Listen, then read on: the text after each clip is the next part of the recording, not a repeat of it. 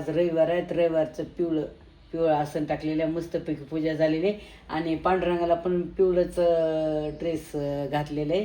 तर अशी मस्तपैकी पूजा झालेली मंडळी. आणि नाही का आज रविवार आहे, तर आपली परवा शुक्रवारी एकादशी होती, आमलकी एकादशी. आणि तुम्हाला मी परवाच्या व्हिडिओमध्ये बोलले होते की आम्ही पंधरवडा एकादशीला बारस करतो. तर यावेळेस माझा नंबर होता, तर म्हणलं चला वरण भात चपाती सहसा चालू आहे कुठं पण, तर मला आपण थोडीशी हटके करू म्हणलं बारशीला जेवणाचा कार्यक्रम महाप्रसादाचा. तर मी ज्वारीच्या भाकरी आणि सुरणकंदाची भाजीचं ठेवला होता महाप्रसाद.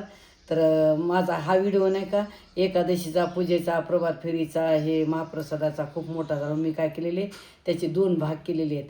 तर त्यातला एक भाग मी तुमच्याशी शेअर केलेला आहे आणि एक भाग आता मी उद्याच्या व्हिडिओमध्ये तुम्हाला म्हणजेच उद्या सोमवारी येईल. तर आणि कसं आहे आता कुठलाही छोटा मोठा कार्यक्रम असला तर समजा आपल्याला 1 दिवस अगोदर सगळं नियोजन तयारी करायला लागते. तसंच माझं पण झालेलं आहे. तर चला म्हणलं मी आता एडिटिंग करायला थोडासा 2 दिवस वेळ भेटला नाही, तर आता एक भाग मी आज तुमच्याशी शेअर केलेला आहे. तर मंडळी नाही का तुम्ही माझा व्हिडिओ स्किप न करता बघत जा आणि माझ्या व्हिडिओला सबस्क्राईब करत जा मंडळी. तुम्ही न विसरता सबस्क्राईब आणि लाईक करत जा, शेअर करत जा. आणि तुम्हाला कसं तुम्ही जर माझे व्हिडिओ शेअर केले सबस्क्राईब केले तुम्हाला असेच गावरान पद्धतीचे व्हिडिओ मी जरूर दाखवायचा प्रयत्न करीन. तर चला तर मी तुम्हाला एक भाग पार्ट शेअर केलेला तुमच्याशी बारस महाप्रसादाचा आणि आता एक भाग तुमच्याशी उद्या शेअर. आणि एखादा दिवस माझा व्हिडिओ लेटेस्ट यायला आहे तर कारण एडिटिंगला वेळ भेटत नाही कार्यक्रमामुळं. तर चला तर मग आज रविवार आजची देवपूजा आहे मस्त झालेली मंडळी. तर माझी आजची देवपूजा आवडल्यास मला जरूर कमेंट करून. चला आज शुक्रवार पण आहे, पूजा वगैरे झाली आणि बाजारात गेली. आमच्या गावचा बाजार असतो आज शुक्रवारचा. तर पाहिजे आता उद्या बारस स्वयंपाकाची तयारी.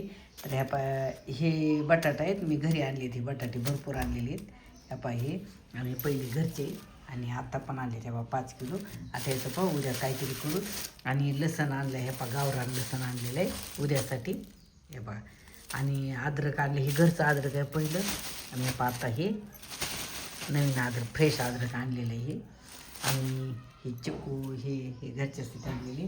तर आता हे लसण आणि हे अद्रक याची आता दुपारी आज पेस्ट करून ठेवायची. आणि सुरणकंद बाहेर आहे ठेवलेलं अंगणामध्ये आणि ते पण आज त्याची तयारी करायची, कट करून ठेवायचे ते पण तळून.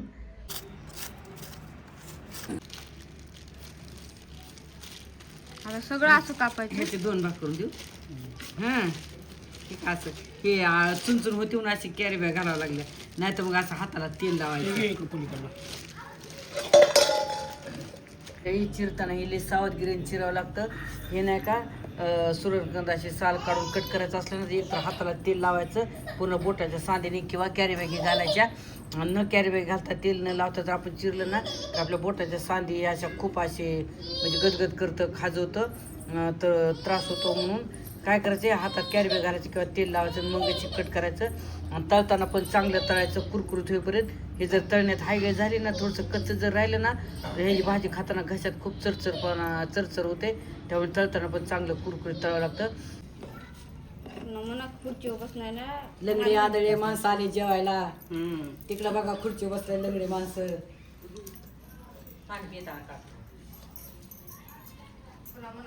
या म्हणा तुम्ही पण जेवायला मस्त सुरणकंदाची भाजी खायला, गरम गरम भाकरी.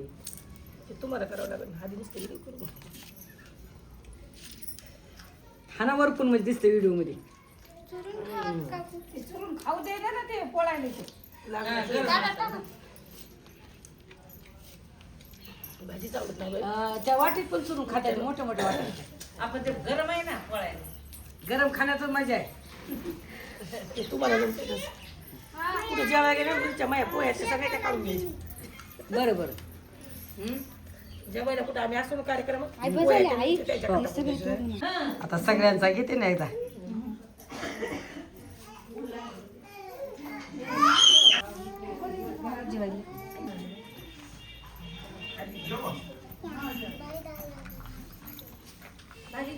पदरा गिद्रा घ्या चांगले सगळे.